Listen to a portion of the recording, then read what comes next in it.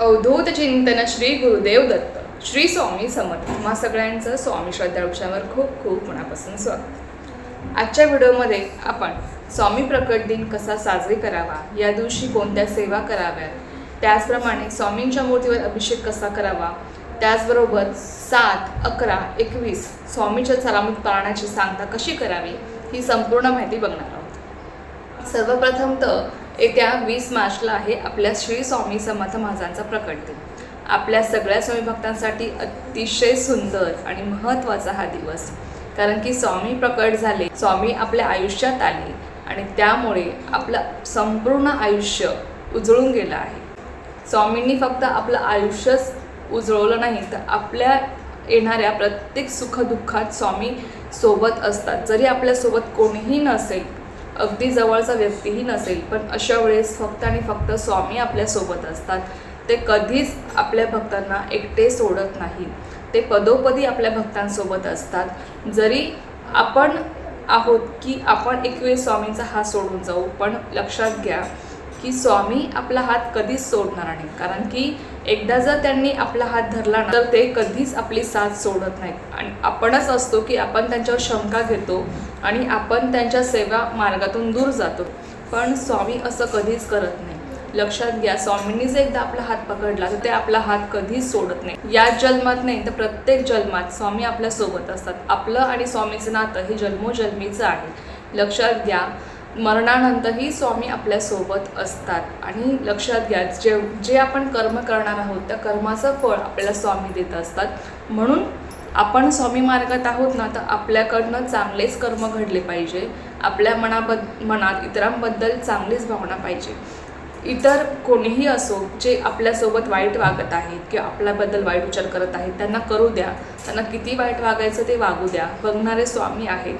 पण आपण मात्र चुकायचं नाही।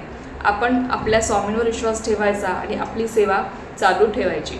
लक्षात घ्या, स्वामी आपल्या सेवेवर, आपल्या कर्मावर, आपल्या विश्वासावर आपल्याला फळ देतात। स्वामी नेहमी आपल्यासोबत असतात। आपण स्वामींच्या सेवे मार्गात आलेलो आहोत, आपण त्यांच्या सेवेमध्ये आलेलो आहोत, हेच आपलं खूप मोठं भाग्य आहे। आणि खरंच सांगते की त्यांच्या सेवा मार्गामध्ये येणं हे इतकंही सोपं नाही आहे।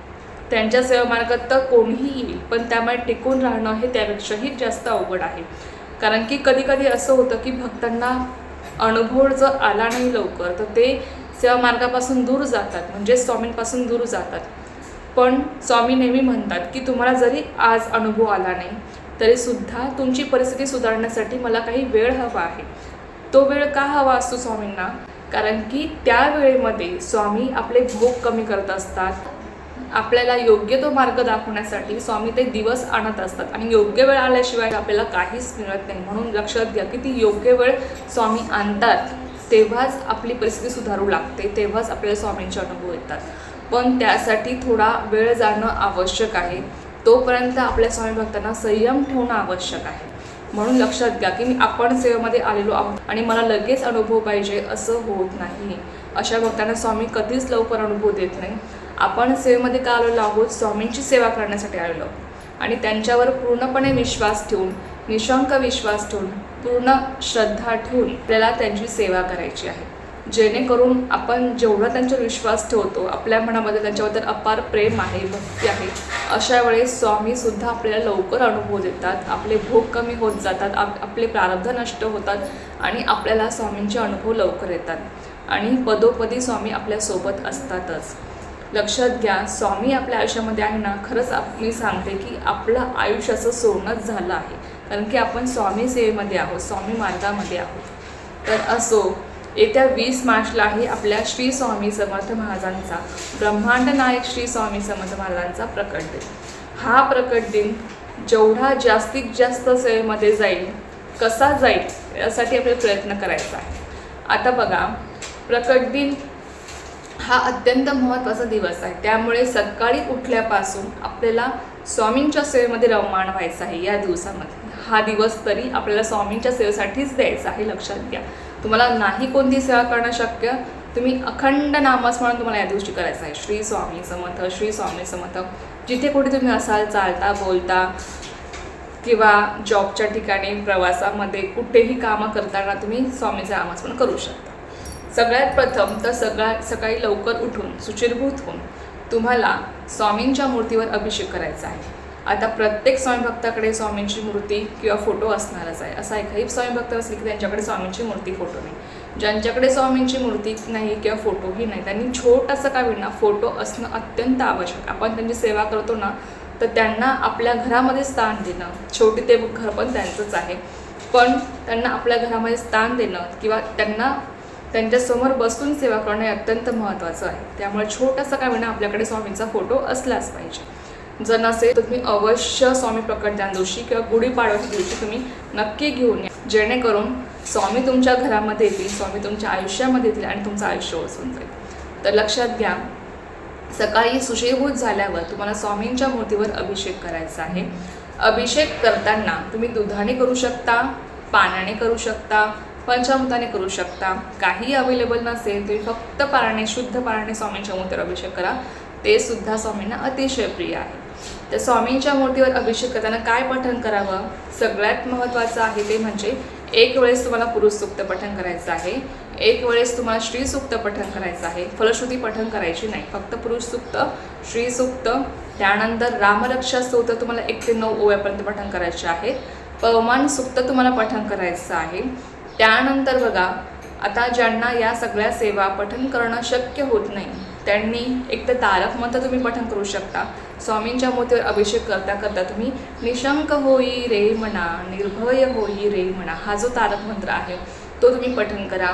किंवा तेही शक्य नसेल तुम्ही फक्त श्री स्वामी समर्थ, श्री स्वामी समर्थ, श्री स्वामी समर्थ या मंत्राचं तुम्ही नामस्मरण करा. तेही स्वामींना अतिशय प्रिय आहे.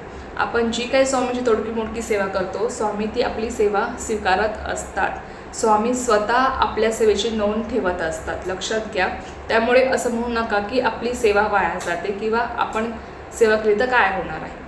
स्वामी आपल्या प्रत्येक छोट्या छोट्या सेवेची नोंद स्वामींकडे असते, स्वामी ती ठेवत असतात आणि आपल्याला आपल्या सेवेचं फळ स्वामी देत असतात. आपली सेवा कधीच वाया जात नाही, कधीच नाही. तुम्ही कमेंटमध्ये जरी तुम्ही श्री स्वामी समर्थ म्हणतात ना तरीसुद्धा तुमची ती सेवा कधीच वाया जात नाही, त्या सेवेचंही तुम्हाला फळ मिळत असतं, लक्षात घ्या.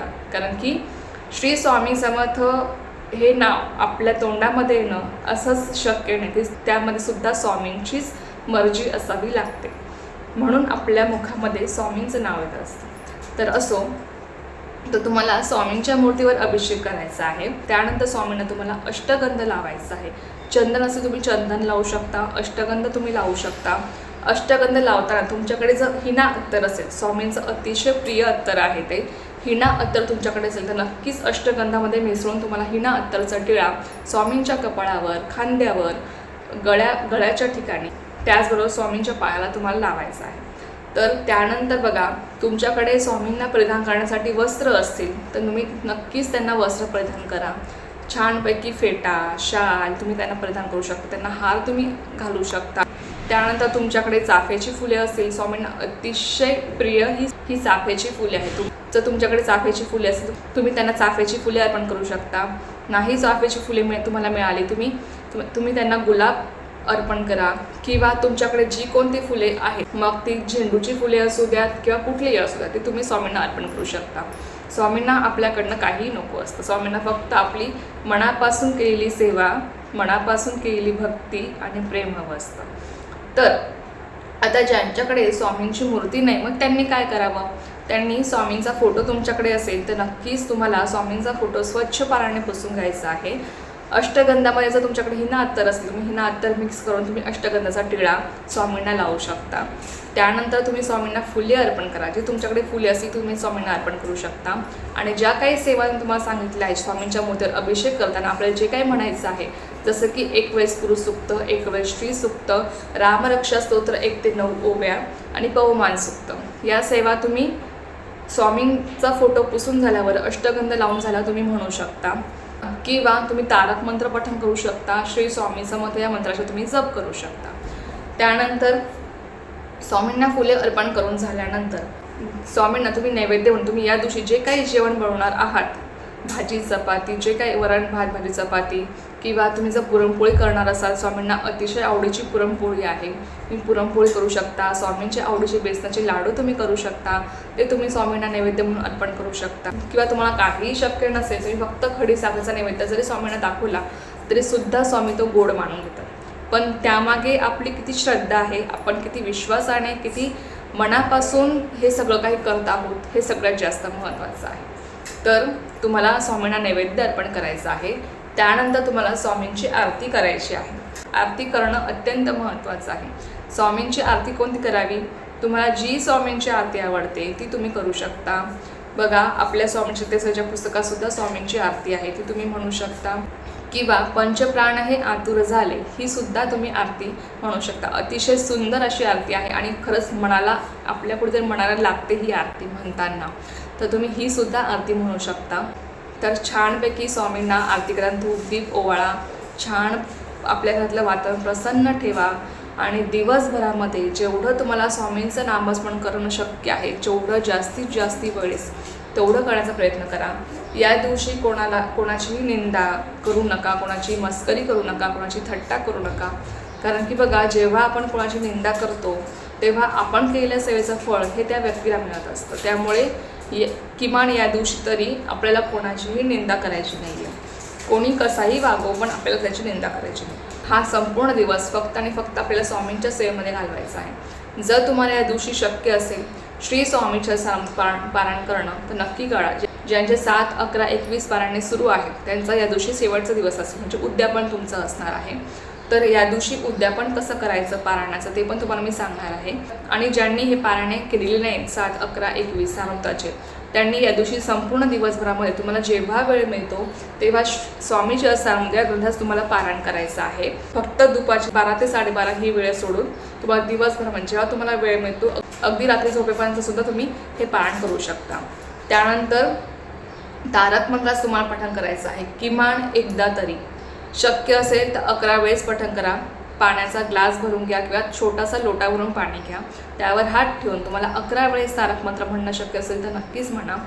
नाही 11 वेळेस म्हणणं शक्य तर अशा वेळेस किमान एकदा तरी तारक मंत्र म्हणण्याचा प्रयत्न करा. त्यानंतर श्री स्वामी समर्थ या मंत्रास तुम्हाला 11 माळी जप करायचा आहे. आता 11च माळी का? बघा, एरवी आपल्याकडनं या धकाधकीच्या आयुष्यामध्ये 11 माळी घेणं शक्य होत नाही, पण हा दिवस आपल्या स्वामींच्या सेवेसाठी आपल्याला द्यायचा आहे. आपल्या स्वामींचा हा दिवस आहे आणि त्यांची सेवा आपल्याकडनं किती जास्तीत जास्त घडेल याचा विचार आपण करावा आणि त्यानुसार आपल्याला ही सेवा करायची आहे. त्यामुळे बघा, नित्यसेवेमध्ये स्वामींच्या 11च माळी श्री स्वामी समर्थ जप आपल्याला करायचा असतो. पण एरवी जर आपल्याकडनं शक्य होत नसेल 11 माळी रोज घेणं, तरी किमान या दिवशी तरी तुम्ही 11 माळी श्री स्वामी समर्थ जप आपल्या स्वामींसाठी करा. बघा, जेव्हा तुम्हाला वेळ मिळेल तेव्हा तुम्ही या माळी घेऊ शकता. फक्त दुपारची जी वेळ आहे 12 ते 12:30 ही वेळ सोडून. तर तुम्हाला श्री स्वामी समर्थ या मंत्रास तुम्हाला जप करायचा आहे. बघा, तर दिवसभरामध्ये जेवढा तुम्हाला सेवा करता येईल आपल्या स्वामींसाठी तेव्हा तुम्ही करू शकता. स्वामींचे गाणे तुम्ही या दिवशी ऐकू शकता. जे तुम्हाला स्वामींचे गाणे आवडतात ते तुम्ही ऐकू शकता. खरंच या गाण्यामुळे सुद्धा आपला एक विश्वास स्वामींवर वाढतो, एक स्वामींवर अपार भक्ती येते, प्रेम येतं. खरंच हा अनुभव मी सुद्धा घेतलेला आहे. त्याचबरोबर तुम्हाला जेवढा वेळ जमेल या दिवशी श्री स्वामी समर्थ या मंत्राचा जप करण्यासाठी तेवढा वेळ करण्याचा प्रयत्न करा. कारण की बघा, आपण जरी स्वामींसाठी सेवा करत आहोत तरी सुद्धा स्वामी आपली ती सेवा कधीच ठेवणार नाही. त्या सेवेचं फळ आपल्याला स्वामी एक ना एक दिवस देणारच आहेत. त्यामुळे लक्षात घ्या की आपल्याला फक्त सेवा करायची आहे, फळाची अपेक्षा न करता आपल्याला फक्त सेवा करायची आहे. आणि आपल्या स्वामी भक्तांसाठी हा दिवस अतिशय महत्त्वाचा आहे. त्यामुळे या दिवशी आपल्याकडनं कशी जास्तीत जास्त सेवा घडेल याकडे आपण लक्ष दिलं पाहिजे.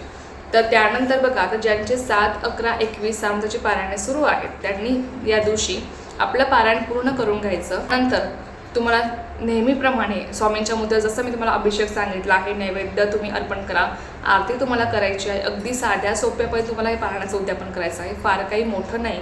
तुम्हाला शक्य असेल तुम्ही स्वामींची सेपरेट पूजा मांडणी करू शकता. सेपरेट स्वामींची मूर्ती एका पाटावर चौरंगावर मांडू शकता, दिवा प्रज्वलित करू शकता. स्वामींच्या मूर्तीवर छान तुम्ही अभिषेक करून अष्टगंध, हिना अत्तर लावून त्यांना फुले अर्पण करा, हार अर्पण करा. त्याचबरोबर त्यांना तुम्ही नैवेद्य अर्पण करा, त्यांची आरती करा, छानपैकी एकदम आपल्यालाही प्रसन्न वाटलं पाहिजे. आणि स्वामींचा हा खास दिवस आहे बघा. आपला जेव्हा वाढदिवस असतो तेव्हा आपल्याला खूप छान वाटतं, आपल्याला सगळेजण विश करत असतात, आपल्याला खूप सुंदर वाटतं, छान वाटतं. तर स्वामींनाही या दिवशी वाटलं पाहिजे की माझे भक्त माझी सेवा करत आहेत, अगदी मनापासून श्रद्धेने करत आहेत. स्वामींनाही हे बघून अगदी प्रसन्न वाटलं पाहिजे, छान वाटलं पाहिजे. म्हणून लक्षात घ्या की या संपूर्ण दिवसभरामध्ये तुम्हाला जशी जमेल तशी तुम्हाला स्वामींची सेवा करायची आहे. तर अशा पद्धतीने तुम्हाला हा स्वामी प्रकट दिन साजरा करायचा आहे. तर मी पुन्हा एकदा सांगेल की तुम्हाला जेवढी जमते आपापल्या परीने आपल्या यथाशक्तीनुसार तुम्हाला सेवा करायची आहे. नाही काही करणं शक्य, नाही तुम्हाला सेवा करणं शक्य, मासिक धर्म असेल, सुत्तक असेल, विटाळ असेल, अशा वेळेस तुम्ही फक्त स्वामींचं नामस्मरण करा. श्री स्वामी समर्थ, श्री स्वामी समर्थ किंवा श्री स्वामी समर्थ, जय जय स्वामी समर्थ या मंत्रास तुम्ही नामस्मरण करा. ते सुद्धा स्वामी गोड मानून घेतात.